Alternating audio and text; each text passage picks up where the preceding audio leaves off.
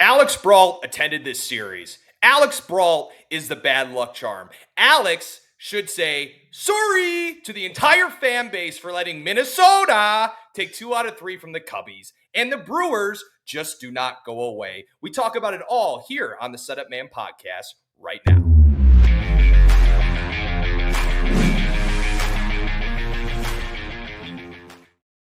Oh, shoot. Oh, no. We're going to have to talk about it here in a little bit.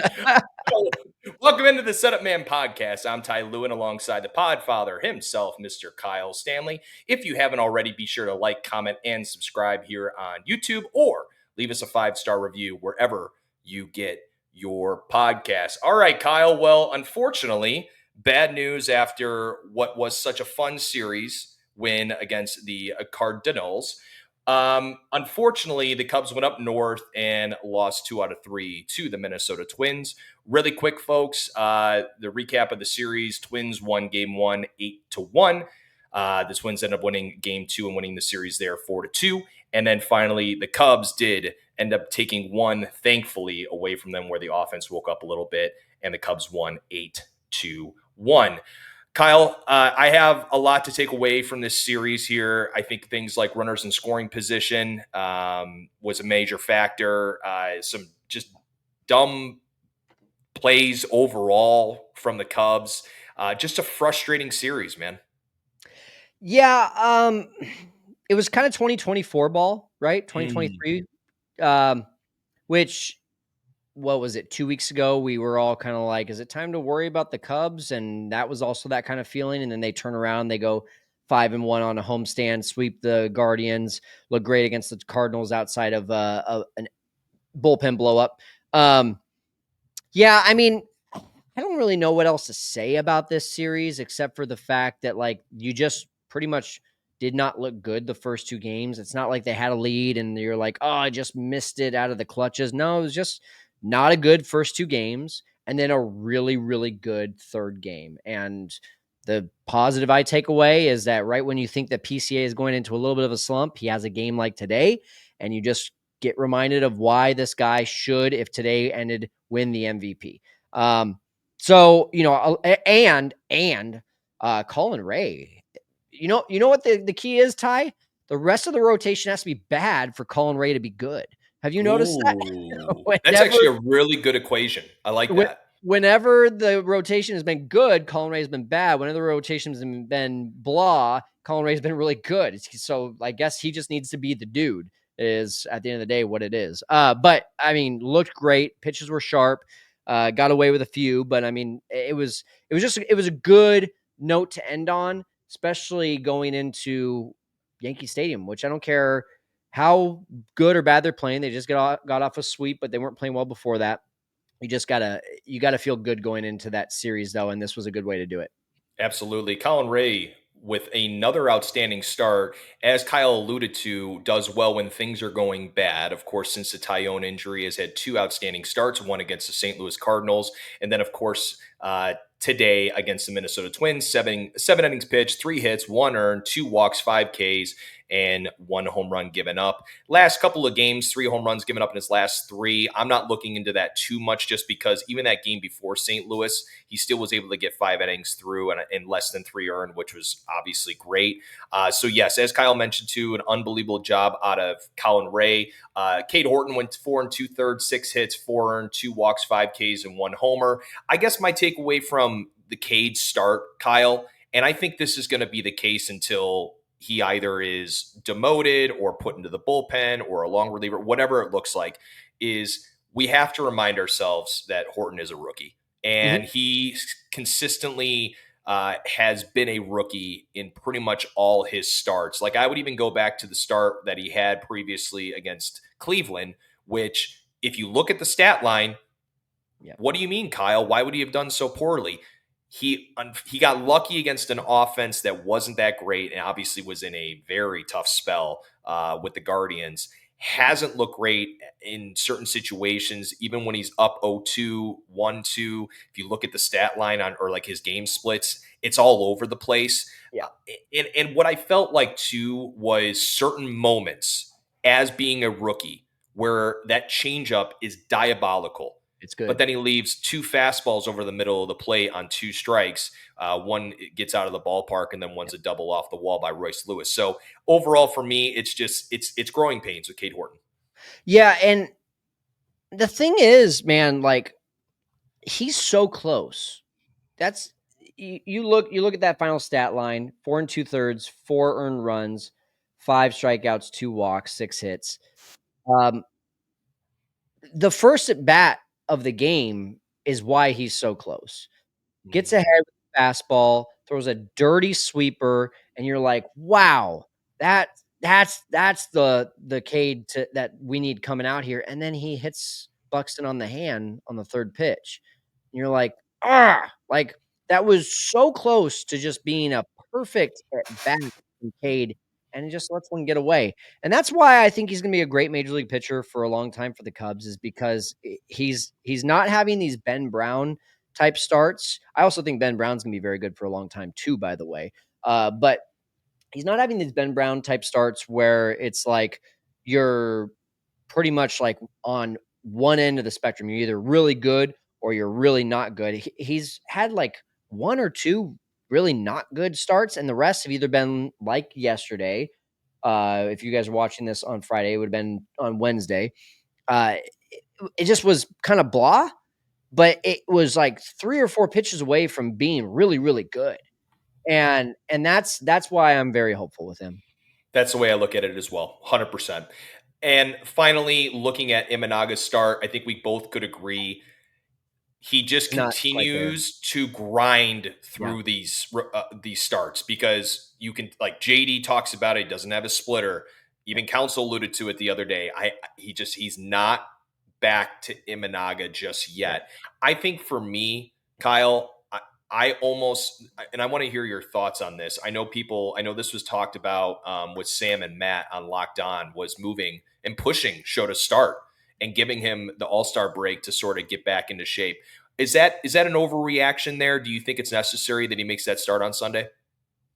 I think because of all the time off, I just think that getting him more work is what's going to get him back.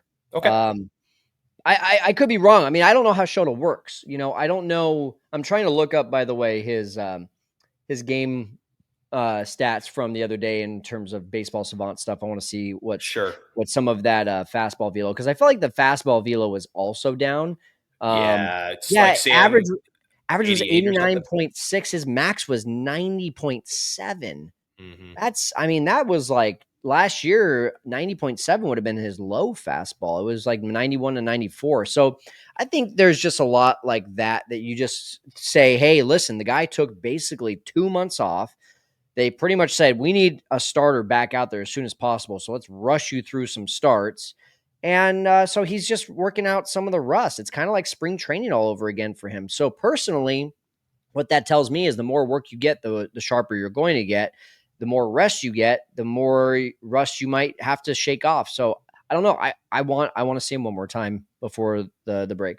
And it's a great point, right? Because it's an interesting like consideration, right? And like an interesting move because it's like, well, does he need a little bit more time and this and that? But you make a great point where maybe this guy just needs to keep getting his work in and overall just continually build up that velo as time goes on. I guess we'll probably get a few comments in the chat as well about how dumb that decision would probably be to not start him on Sunday. But hey, that's why the comments are open for our listeners. Yeah, and I mean, we don't really have the luxury.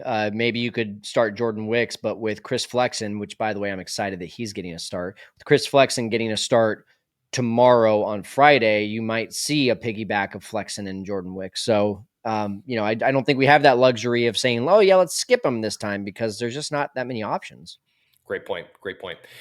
Really quick to the bullpen series. So this is hysterical. So the series without Hodge, but also adding in Birdie for the bullpen. 7 innings pitched, 5 hits, 0 earned runs, 1 walk, 8 Ks, 0 homers. Obviously, the storyline from the bullpen side of things in this series was Porter Hodge, and then of course we'll talk about the move that the Cubs made here in a little bit.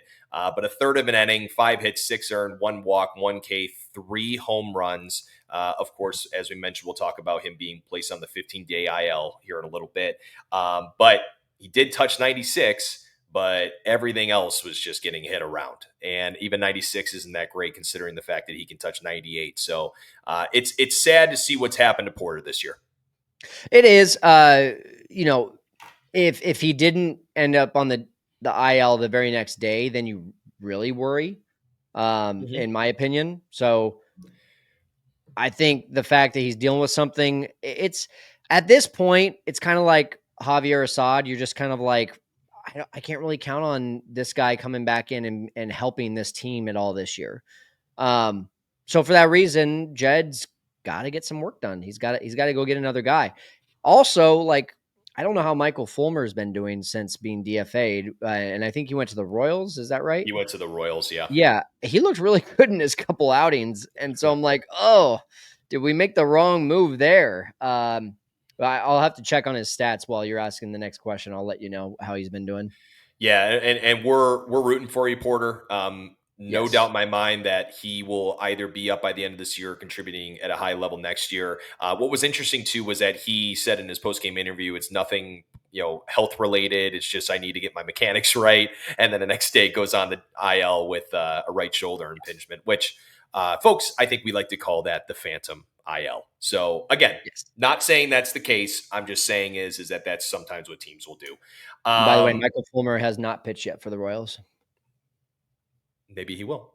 Offensively, we'll talk about just two things really quick. Runners in scoring position was the storyline for the Cubs this past series. Game 1, 0 for 5. Game 2, 1 for 4. And then game 3 going 6 for 12. And obviously, that was partly done by a man that has having a season that nobody could have predicted in Pete Crow Armstrong. Has become actually, you know what? Hold on, Kyle. Before I say anything, I think we got to bring in the choir. Stat of the day. Alex would be so. Keep going. Folks that use StreamYard, there is a pause button on the music when you use it. So, Alex, you'll get a kick out of that one, pal. PCA has become the first player in MLB history to log 25 home runs, 70 RBIs, and 25 stolen bases before the All-Star break. He is only one of 3 players with 25 home runs and 25 stolen bases before the All-Star break. One being, of course, PCA, 2 being Bobby Bonds in 1973, and number 3 would be Eric Davis in 1987. Yep. Not a bad list. Kyle, it's been a pleasure to watch PCA this year, and I'm really hopeful that he continues this trend here in the second half. I mean, really nice is just such an understatement. It was fun reading it. Tony Andracki of Marquee wrote an article yesterday, so I want to give him some credit, but it was something to the effect of PCA has officially flourished into a superstar. And reading that, I was like, man, we have a superstar. Like, that gave me all the like butterflies as I was on the toilet at 5 a.m. reading that article. Well, I mean, really, we haven't had one since Bryant. Yeah, I mean, I don't even remember the last time we had someone who drove in 100 runs, Ty.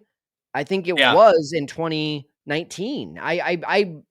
I need to look at that, but I'm not sure. I mean, you comment have below, folks, with if you're able to find that for us. Yeah, But crazy.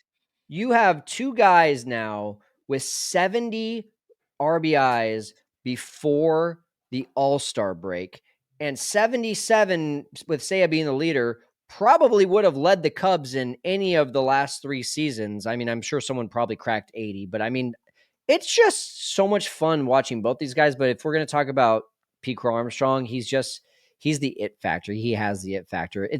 And this is why I think WAR is such a I put so much emphasis in it, but I also think it's such a bogus stat because you look at Shohei Ohtani, and I mean, they're neck and neck in WAR, and it's not even close.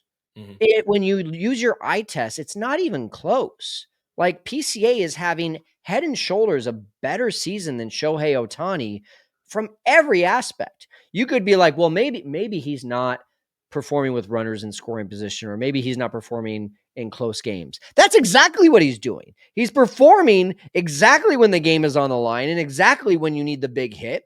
And oh, by the way, he's stolen 27 bases. And oh, by the way, he's probably going to have 120 RBIs. And oh, by the way, he's probably going to have 40 home runs. And he's the same size as me, Ty. Like, what happened with my life? Look, his splits are ridiculous. No one on 830 OPS, runners on 853 OPS, scoring position 985, bases loaded 700, but that's a weird stat. Leading off an inning 980, scoring position with 2 outs 810. Like, this kid doesn't miss, and he's been tremendous. And while Kyle Tucker, obviously all Cub fans want him back next year, but this has not, it won't I'll still lose it if Tucker walks, but the PCA effect has dwindled that a little bit if Tucker is not back with the Cubs next year because of how great he's been. But Well, let's put this in perspective for a second, Ty. Kyle Tucker is third on the team in home runs. Kyle Tucker has less home runs than Christian Yelich. Christian Yelich has 18. Kyle Tucker has 17. If I were to tell you this on July 10th, right, what would you think that the kind of season Kyle Tucker was having? Not a very good one, but yet he still leads the team in OPS. He's so steady. That's what like people need to understand. I remember getting a comment from a few people in our comments being like, I don't want singles, I want home runs. It's not a video game, okay? First of all. Second of all, when you have a guy that you can rely on to not go hitless for 3 games. He hasn't gone hitless for 3 games all season. That's that steady guy that you need. Now, add around that 2 guys that you didn't see having monster seasons, and that's why the Cubs are the best offensive team in baseball. And you still get fans, including myself, who are like, this offense sucks. And then you look at it and you're like, wait, no, they're actually really freaking good. they're a very good ball club. It's a timing right now. We'll talk about it in a little bit. That is pressure from another ball club that I alluded to in the cold open that has started to put a lot more pressure on the Cubs to make moves, and probably for the better because they're going to make moves probably more aggressive to get things done. Okay. Ty, really quick before we move on, as much as we hate on him, we also have to give him love.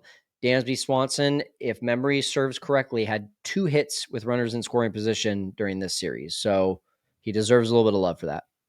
And defensively was great. Today was, yeah. I know it's so hard. And look, I want to be the guy that wants to, I am the guy actually that does go after Swanson and all that. But obviously it's counsel at the end of the day making the decision. I don't want anyone else at shortstop from the defensive department. While I'd love to have another player in the league from an offensive standpoint, defensively, I'm sorry. It's just such a pleasure to watch him feel the ground ball. It's an art. It's an art, folks. All right, let's talk about just a quick transaction. As I alluded to earlier, Porter Hodge placed on the 15-day IL with right shoulder impingement. Ethan Roberts was called up from AAA in the corresponding move. And that's our only transactions as of now, and hopefully the only ones that we'll hear as we go into the All-Star break. Okay, let's get into the rumor mill a little bit, Kyle. So trade season has started as there's a move today as the Orioles traded one of their top relief arms, right-hander Brian Baker, to the Tampa Bay Rays. Rays, of course, are in the hunt for a playoff spot, while the Orioles shockingly are somehow, some way having that bad of a season. And John Heyman even reported today on the show that the Pirates and Orioles could be the biggest sellers at the deadline. So let's look at this from the Cubs angle, right? So we'll talk about Jed's interview here in a little bit on Northside Territory because he brings up a really good point of talking about when things are going to start to pick up. And it's interesting the fact of, well, I don't think that's the case because I think things are going to start as soon as freaking possible based on the fact of how many teams have a shot right now to get into the playoffs. From the Cubs standpoint, Kyle, do you think this type of move, when you start to see these top relievers starting to be sort of, taken out, piece by piece from other teams, like, do you see the Cubs and Jed and their position right now of making any quicker moves like this? You're saying for relievers or just quick moves in just general? in general? Because Jed does work in the night. He does. He works in the darkness. Yeah, right. Are we talking about what do I think Jed's going to do, or do I think just overall is it possible? Do you think he has an urgency right now to get a move done even before the I All-Star break? think if it was up to Jed, one, maybe even two moves would already have been done. Wow. I think if it was Okay. fully up to him, I really do. And here's why I say that. So I to prepare for this conversation, I looked at a few things.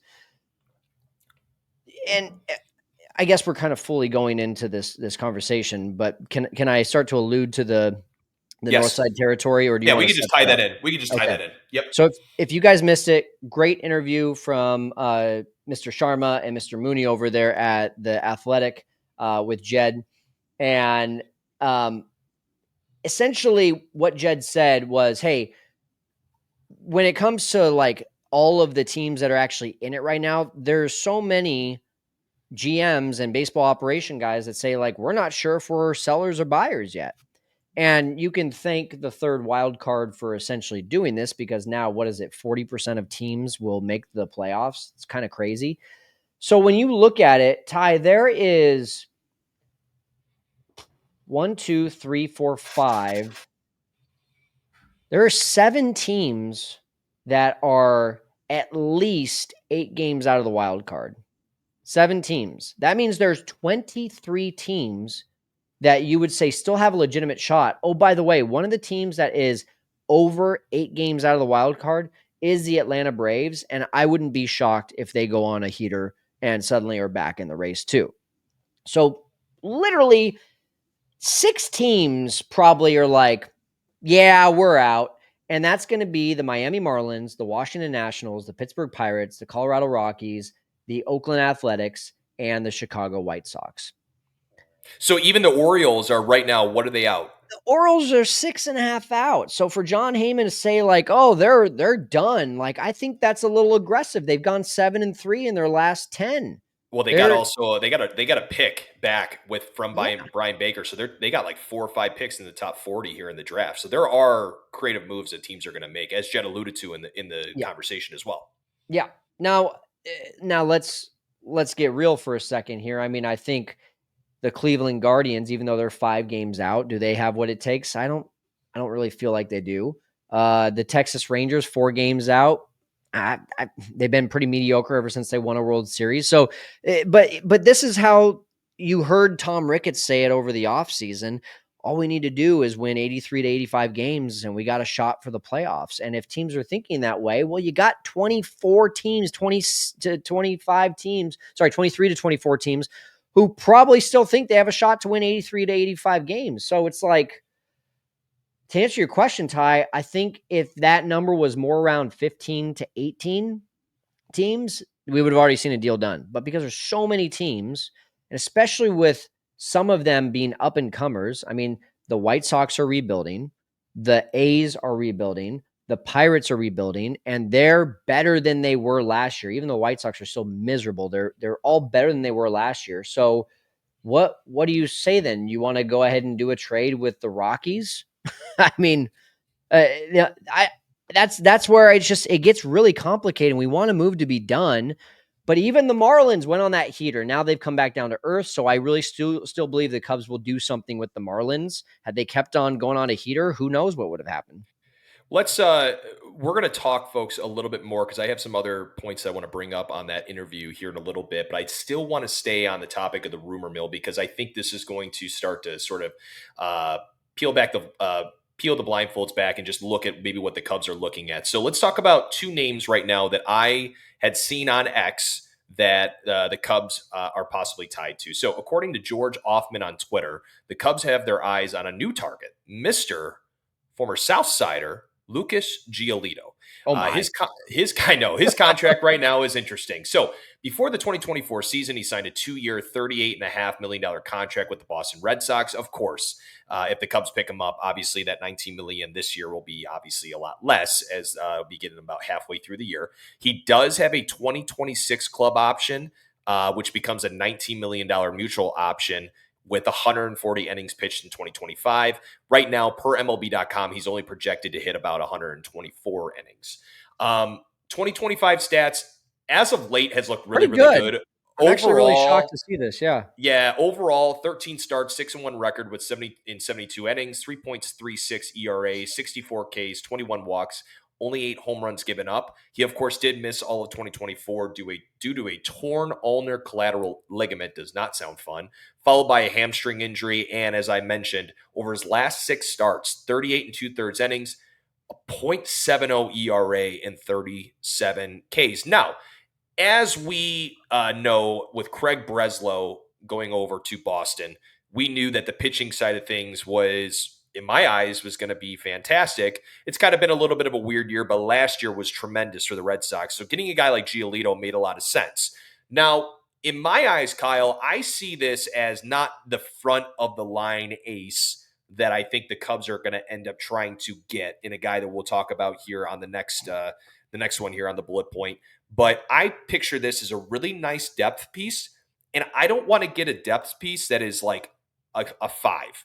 I think that they should push for a 3 or 4 based on their needs right now. And I think Giolito can be that for them. He could, but I mean, this is back to my point. I mean, the Red Sox they have if the season ended today, they have a playoff spot. Which They is have crazy. they have the third wild card spot. So why would they make this trade? Like even if they were the Angels, which are 6th right now in the wild card spot and 2 games under 500, they're 3.5 out. Like, why would the Angels trade anyone right now? And I just why would the Cubs why would they even put this report out? Do you ever think like thinking about that as well? Like so why who'd you say put the report out? his name is George Offman on Yeah, Twitter. I don't know that name. My Bleacher thing about Nation did all repost it as well. Bleacher yeah, Nation I mean, posted about it too. what I've learned since being in this industry, which has been a short time, is that there's a lot more about these quote unquote reports than we as fans really know. Uh, this guy George could have an in with I don't know. Maybe he's got an in with the Red Sox. Maybe he's got an in with another team that's interested in a pitcher, and that pitcher is, I don't know, not getting enough looks. And they're thinking, okay, we got all the time in the world. Oh, turns out there's other pitchers now on the market, and so now it speeds that up. I don't. There's all these different like intricacies of why reporters report things, and it's unfortunately not always about having a true or a legit story, which is disappointing to hear, but it's the truth. And so when I look at that, I say, well, I mean, he also could just there's also a lot of people just saying shit. Ty, they're just Yeah, yeah. Well, what absolutely. I mean, Bruce Levine got into hot water earlier in the offseason because he said, well, sure would be nice if the Cubs could go after yada, yada, yada. And everyone was like, well, I can't remember who it was. Oh, Bruce Levine says that we're going after this person. No, no, no. He said it would be nice. He wasn't saying that, but when you're a reporter and you start making these insinuations about what would be a nice deal, sometimes it just crosses the line of like, well, you're a reporter, so I take that as a legit rumor. And so I just I don't know. I honestly I've kind of gotten a little bit jaded to any reports that come out. Absolutely, and it's hesitancy, right? And you make Yeah. a great point about the Red Sox with their position. I think that overall, it's a situation where the Red Sox fall out of it. Lucas Giolito is definitely on the market. Yeah. With that contract, doesn't make a whole lot of sense for him to possibly be making another 19 million for the Red Sox next year. They're going to try to cut ties wherever they can. Obviously, you saw with the Rafael Devers deal, they're trying to move money and trying to use it effectively, which Breslow probably got from a guy like Jed Hoyer. Now, let's talk about a team, though, that is going to be sellers and is a name that, of course, has been tied to the Cubs for quite a few weeks here. So, according to Francis Romero on X, several teams are interested right now in right-hander Edward Cabrera of the Marlins. Those teams include the Cubs, the Mets, and several others. Cabrera's contract, he is in year 1 of arbitration. He would be a free agent at the end of the 2028 season. Would be an incredible arm to get and would be that horse at the front end of the rotation along with Imanaga and Boyd. His 2025 stats, 15 starts, 3-3 record, 78 and a third innings pitched, 3.33 ERA, 30 walks to 80 Ks. He's averaged 2 earned runs or less given up in his last 8 starts. Again, Kyle, I see this being a front of the line ace, but there's going to be a lot of teams going after this guy. Yeah, I mean, for anyone who is a prospect hugger, you're going to need to be okay with the farm being given up for a guy like this. He's one of the more coveted arms right now. He's having a phenomenal season. Now, he didn't have really any legitimately great season before this. Last year, didn't crack. He's never cracked 100 innings. He came 1 out away in 2023 from hitting 100 innings, but he's never had an ERA under 424 with at least 90 innings pitched. So his first 2 seasons, he had a 301 at 71 and 2/3.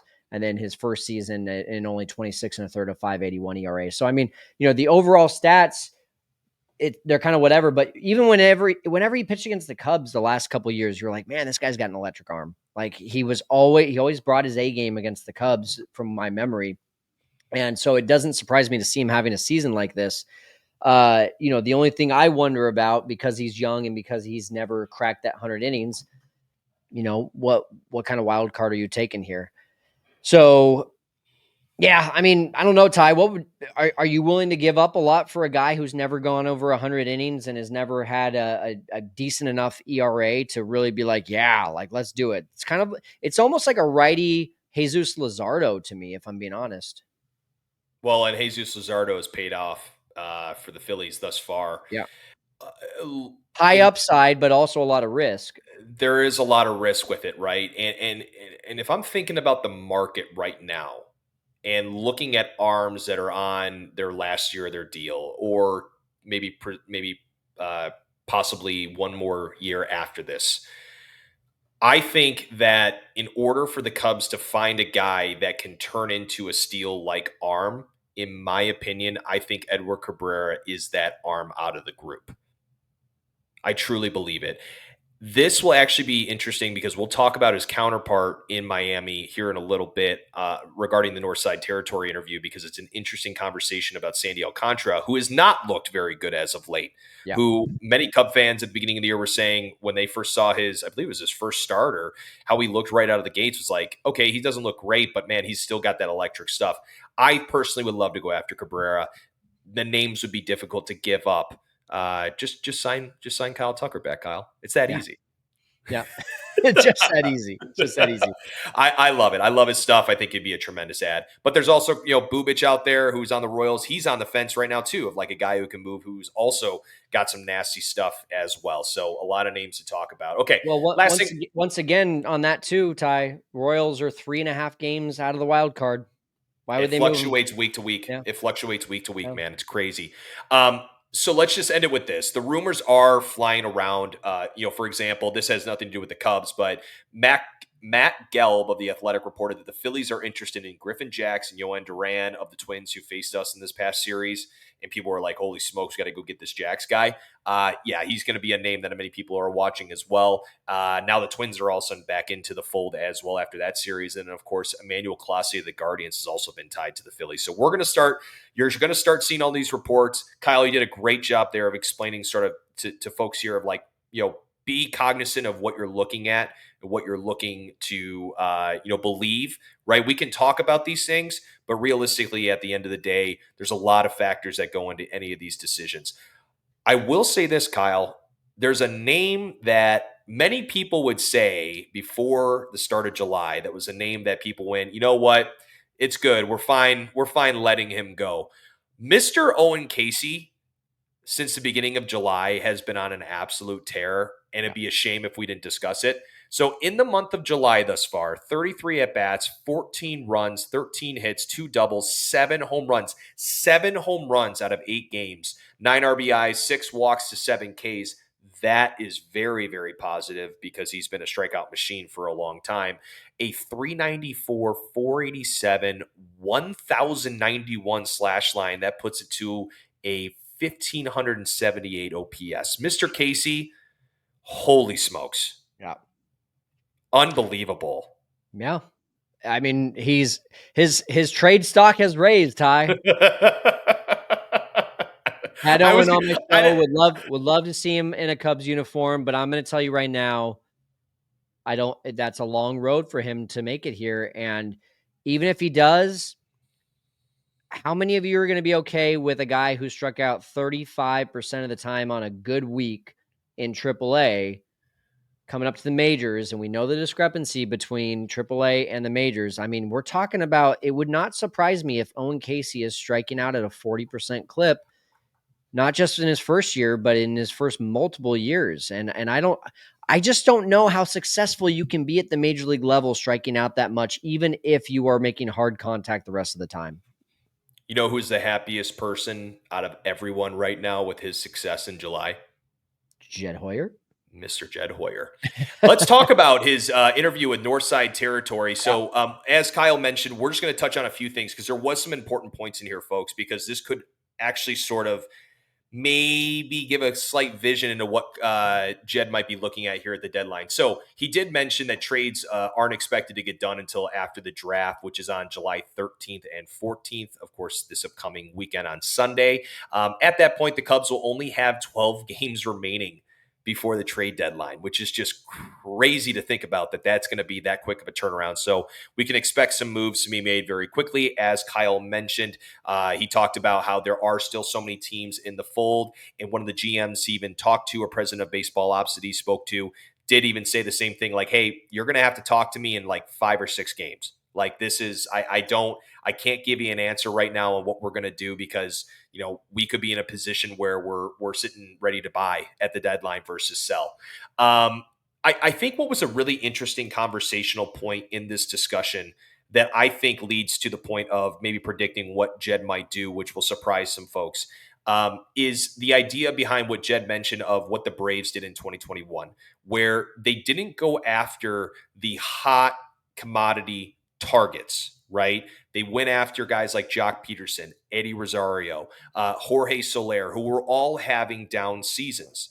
But what Jed brought up, which was an interesting point, was look, there's the balancing act, right?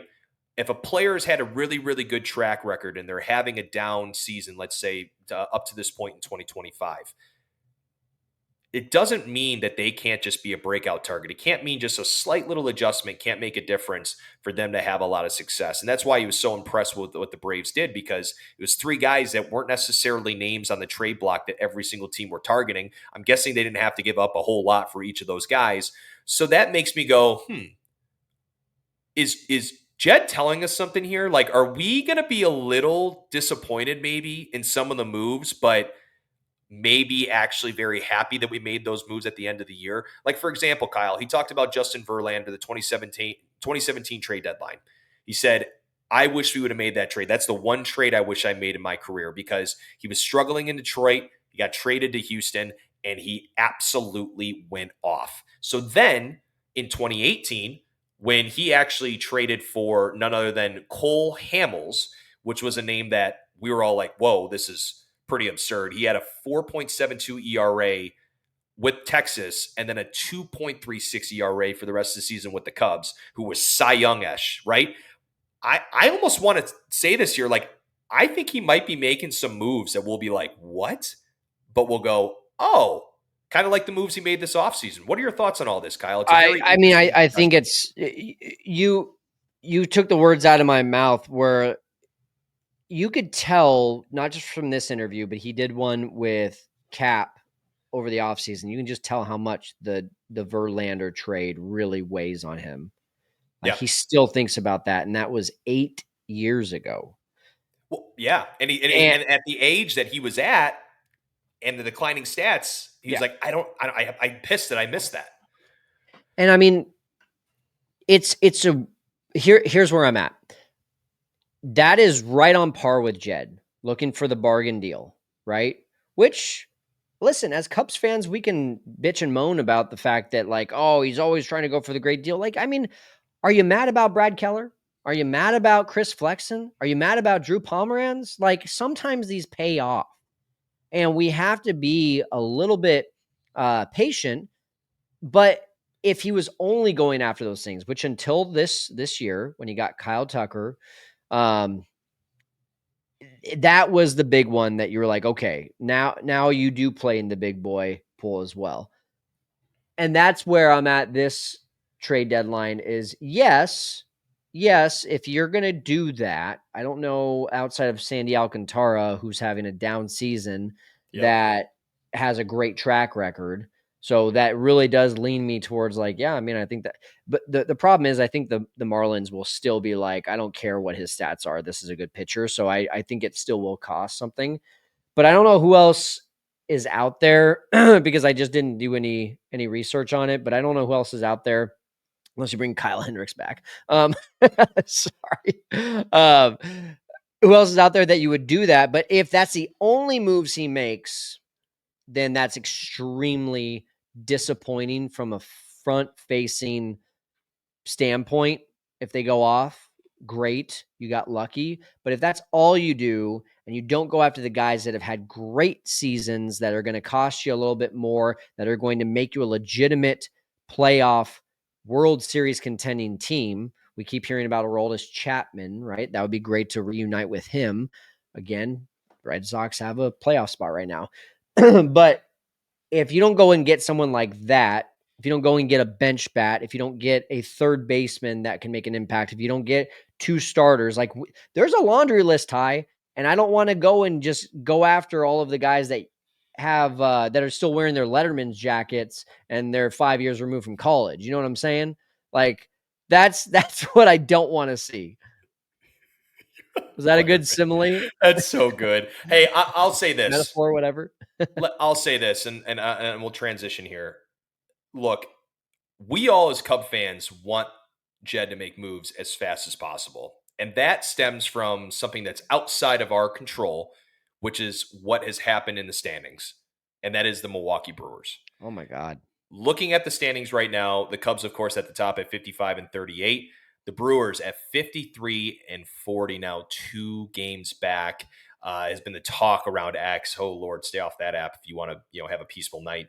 St. Louis at 49 and 44, 6 games back. Cincy at 48 and 46, 7.5 games back. Both teams can still be in the running there for more of a wild card opportunity. But then the Pittsburgh Pirates at 38 and 56, it's 17.5 games back. So as of Thursday night, right, the Cubs only have a 2-game lead. The Brewers have really, you got to give credit to where credit's due. They have had an outstanding season against teams above 500. They're actually 28 and 22. The Cubs are 25 and 27.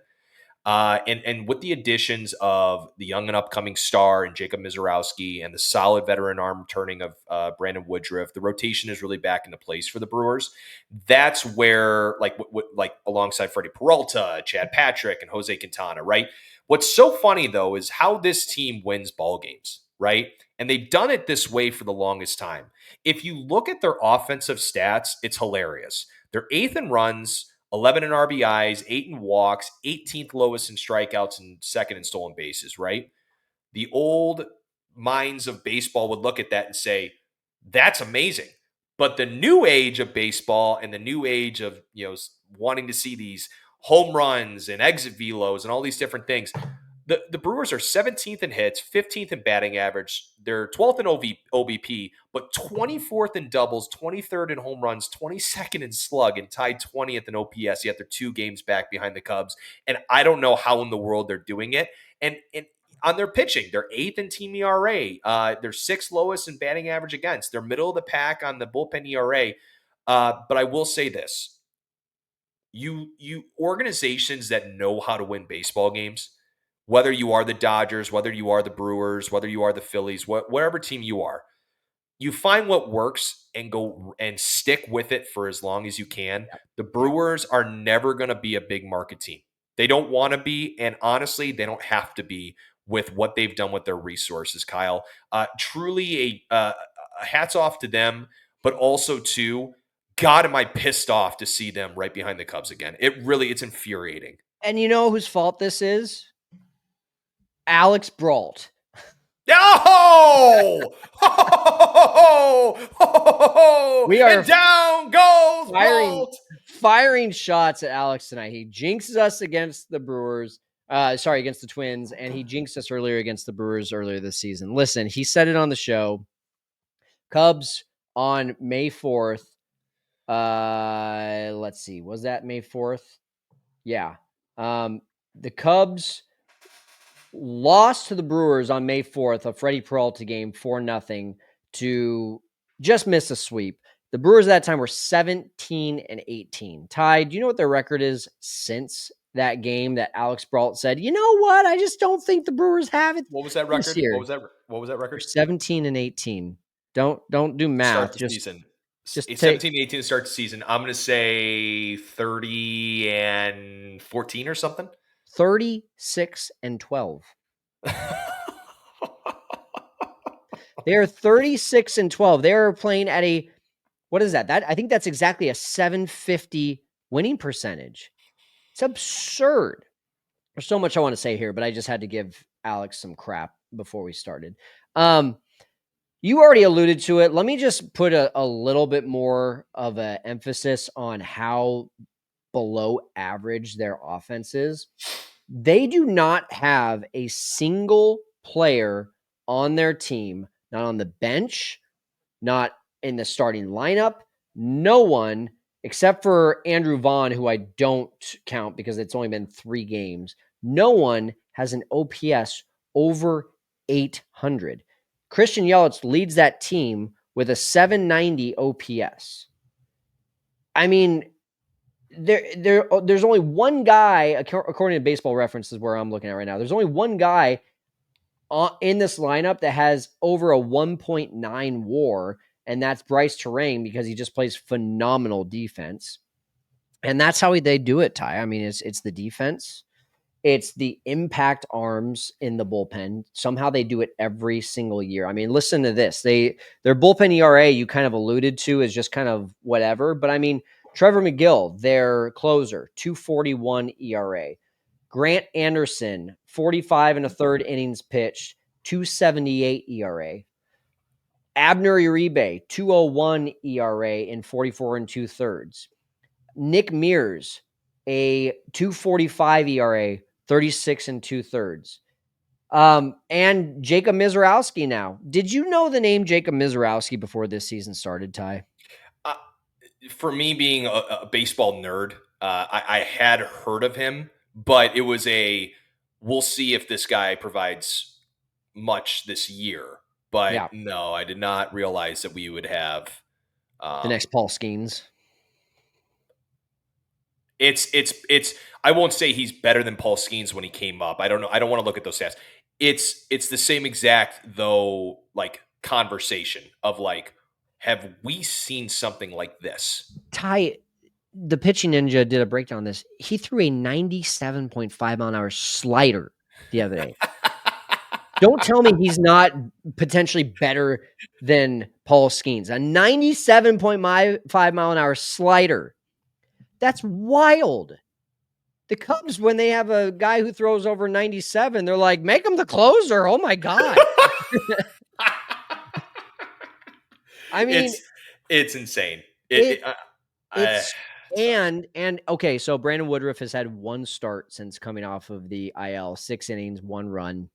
So you can't expect him to do that every his time. Velo's not even that up. His velo's not up yet. He's like 93, yeah. 94. He's not. Yeah.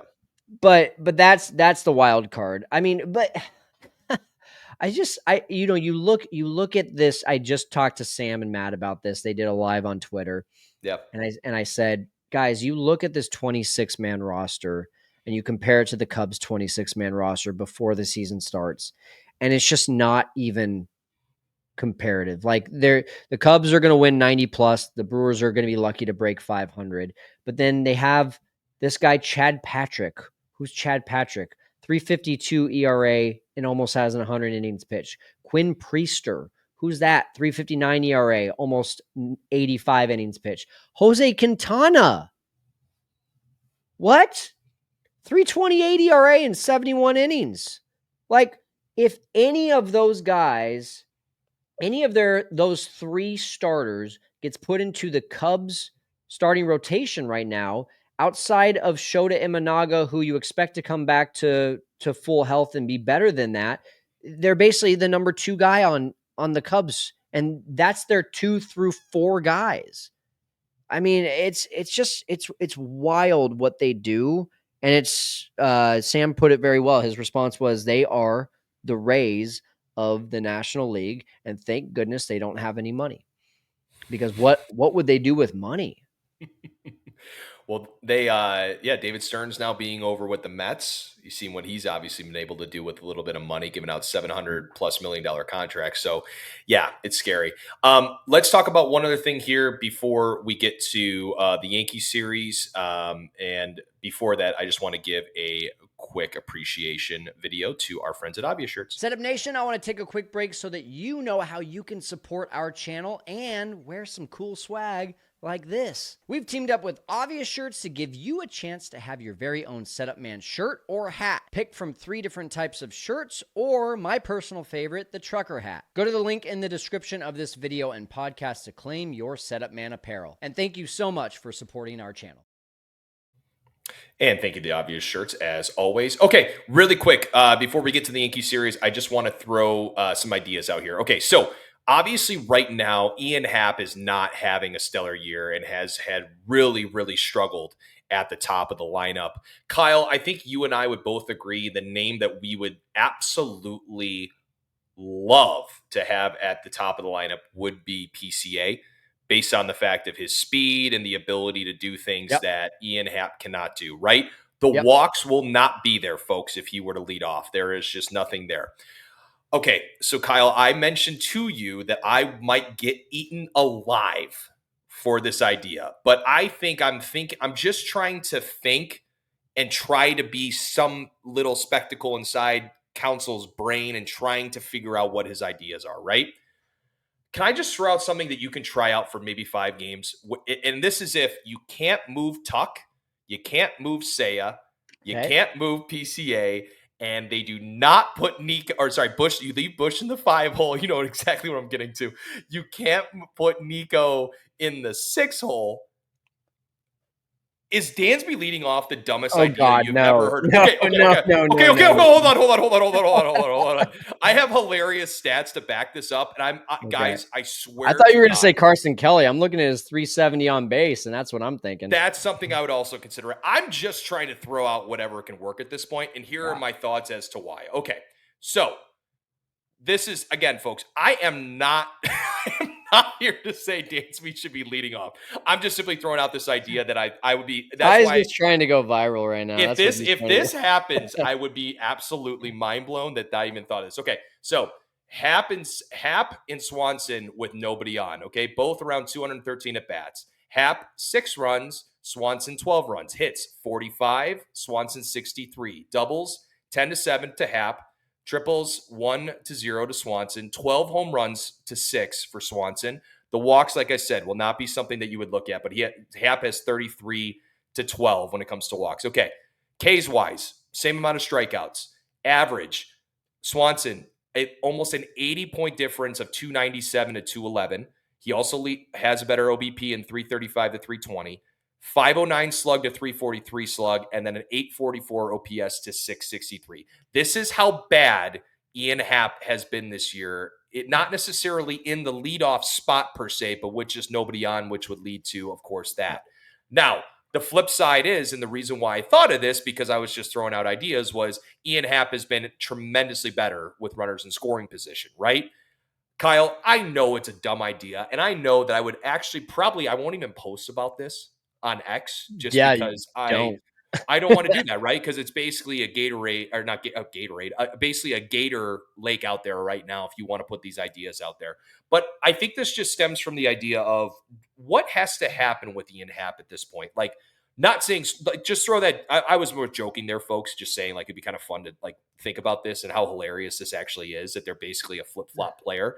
But like, should there be a discussion about moving Ian Happ out of leadoff spot at this point? Yeah, I mean, Ian Happ has straight up said in interviews, like, leading off is not my favorite. Like, yeah, I don't know.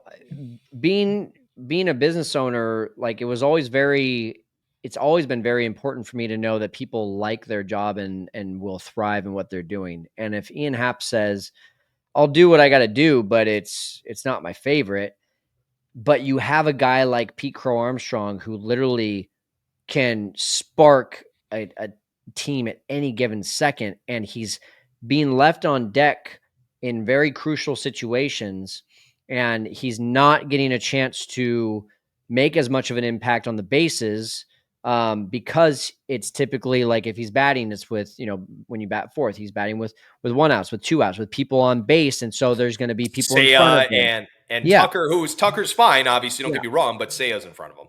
And So so, listen, I know. Here, let me like put things in perspective for people, and this is the way that I think. I'm not saying it's right or wrong, but when everyone says leave Ian Happ or put someone with a high on base percentage at the leadoff spot and let that be the one and only thing. The problem with that is how much are you leaving off the table for a stat that actually makes a very minimal difference. Ty, right now, Ian Happ has an on-base percentage of 326. Pete Crow Armstrong has a on-base percentage of 303. I'm going to admit neither one of those is good for a typical on-base percentage. If you want to have an on-base percentage and get a guy on base, then honestly, Michael Busch or Kyle Tucker should be your leadoff hitter. But everyone would be kind of like, wait, what's going on? That's weird. So throwing them out because, again, you want them batting with guys on. Let's just compare Ian Happ and PCA for a second. If you have 100 at bats, a 326 versus a 303 on base percentage means that Ian Happ gets on base 2 more times than PCA does in 100 at bats. You're telling me you're okay with Ian Happ not scoring on a double in the first inning from Kyle Tucker just because you want him on base 2 more times out of 100 at bats? You're telling me that you're okay with the lineup turning over and there being 2 outs, runners on second and third, and you'd rather have Ian Happ batting than PCA batting? You're telling me that you're okay with not having a stolen base threat at the top of the lineup to get into scoring position for Kyle Tucker and Seiya Suzuki just because you want Ian Happ on base 2 more times out of 100 at bats? This is where it's just like, no, we need to think sensibly. This is the problem, is that when we only look at stats and we make decisions based on stats, then we miss the feel of the game. The feel of the game is PCA gets on. I don't care if it's a hit by pitch, an error, a single, or a walk. I don't care what it is. If he gets on, he is doing everything in his freaking power to score. If Ian Happ gets on, and it's no hit on him. He just doesn't have the God-given ability that PCA does, the fast twitch muscles that PCA does to get into scoring position and to score on any little thing. And that's where it's like, man, to start a game like that is just such a vibe. And that's why I will just take that to my grave that PCA should be the leadoff hitter. And honestly, folks, I wouldn't doubt that there will be a change here before the end of the season if Hap continues on this trend. It's not looking good. Now, I will say that he has taken some swings the last couple of days. Like he fouled that one in either game. I think it was game two, where it was just a couple feet foul. I mean, he needs to get going. And I would love. And honestly, like if Ian Happ's at the top of the lineup and he's stroking it and he's on a heater, and he also takes the walks that he takes, that's an awesome leadoff hitter to have. It's Yep. just though that like there's nothing that happens on the bases with it, and there's nothing that can drive those runs in besides Tucker and Seiya hitting balls into the gap. Which unfortunately, with a guy like Tucker right now, he may not be doing that every single time, and he's trying to walk and he's trying to hit singles. He's trying to get on base. Yep. So I'm really interested. Look, again, if this clip that probably will get clipped by somebody and they'll put it everywhere and all that. That's fine. If you listen to the context of this conversation, that's how bad Ian Happ has been. Is that we're talking about Swanson right now having a better year with nobody on and leading off than Ian Happ.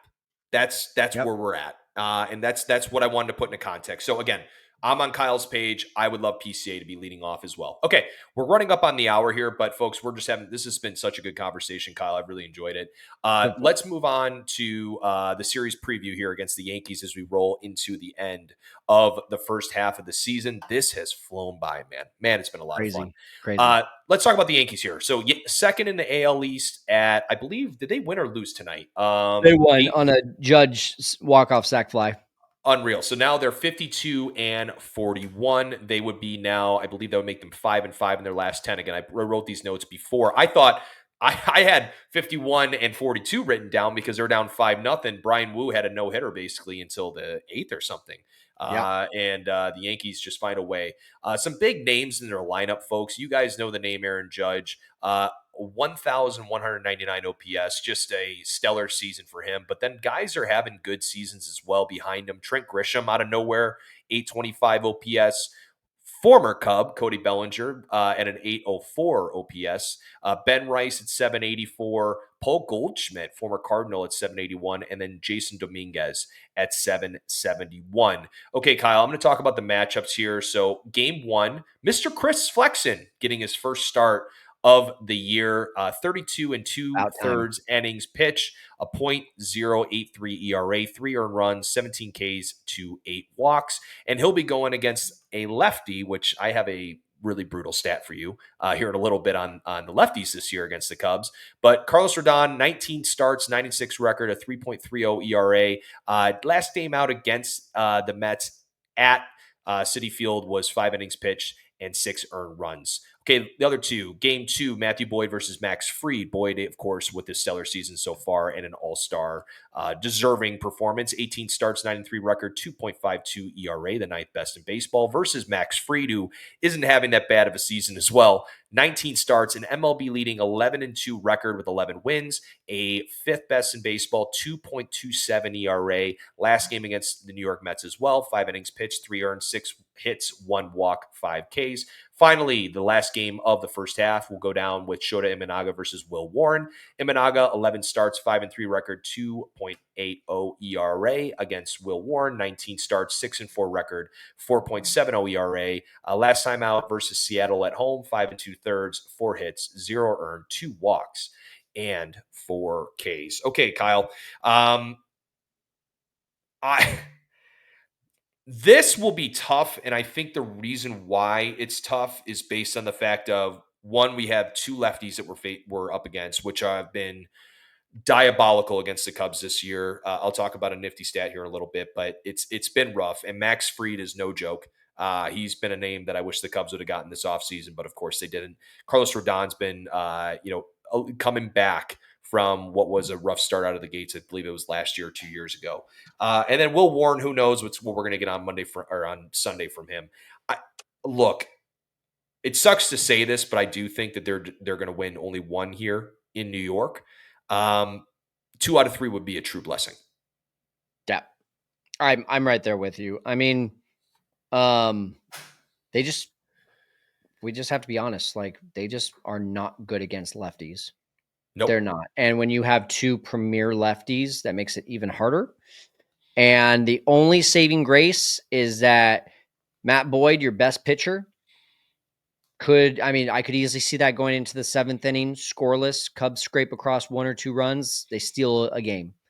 I could see Chris Flexen throwing a gem, but honestly, who would have thought I know. You'd be saying that name? but even as I say that, I think when I say gem, I mean 4+ innings, and then you got to leave it up to either a combination of him and Jordan Wicks or a plethora of bullpen guys. And we saw what happened against the Cardinals when you have to throw 5 or 6 bullpen guys.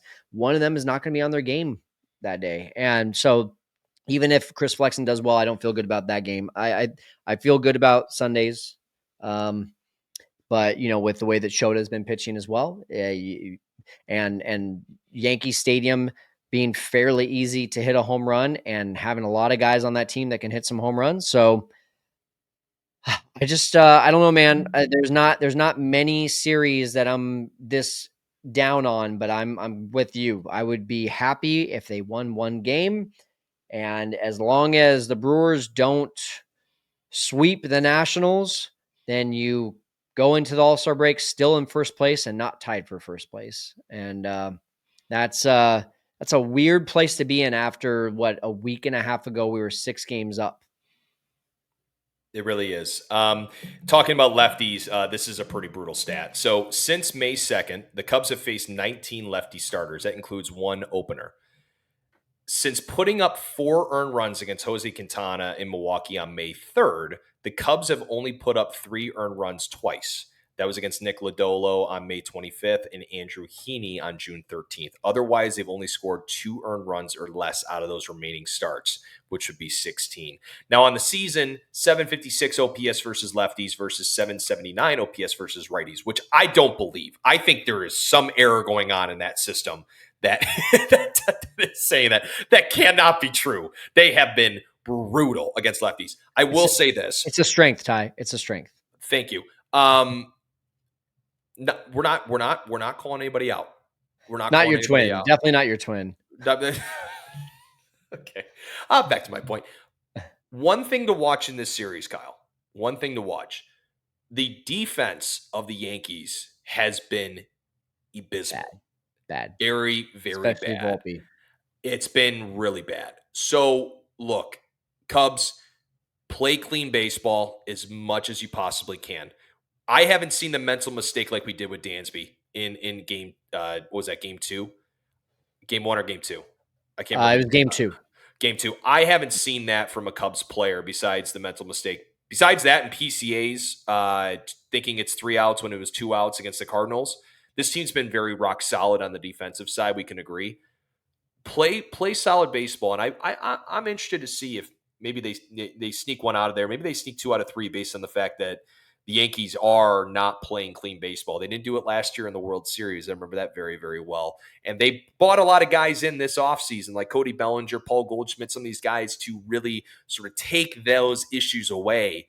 And it's been hindering them as of late. But again, it's going to be tough, Kyle. I'm just trying to find something here, brother. No, it's a good point. And the Cubs outside of a couple random things. They had a pretty rough. I think it was April with there was something like 8 games in a row where they had an error. Ever since then, they've been really good on the defensive side. So yeah, I mean, I don't disagree with you. That's why I think too that you could steal a game, especially in game 2. If you could just Matthew Boyd can go out there and deal, I could see them stealing a game like that. So Yeah, we'll see what happens, man. We'll see what happens, folks. And we're going to have, we'll be back with you Sunday evening, probably with them, obviously Monday recording for the folks driving to work and listening to us. We are thankful for all of you that tune in every single time to listen to us. We're trying to grow the channel here. So please make sure you comment, like, and subscribe on YouTube. Throw us a 5-star review, whether you listen it on Spotify, Apple Podcasts, wherever you get your podcasts. It would be really, really greatly appreciated. So, folks, again, from Kyle and myself, we want to thank you again for listening to another edition of the Setup Man podcast, and we will talk to you again on Monday.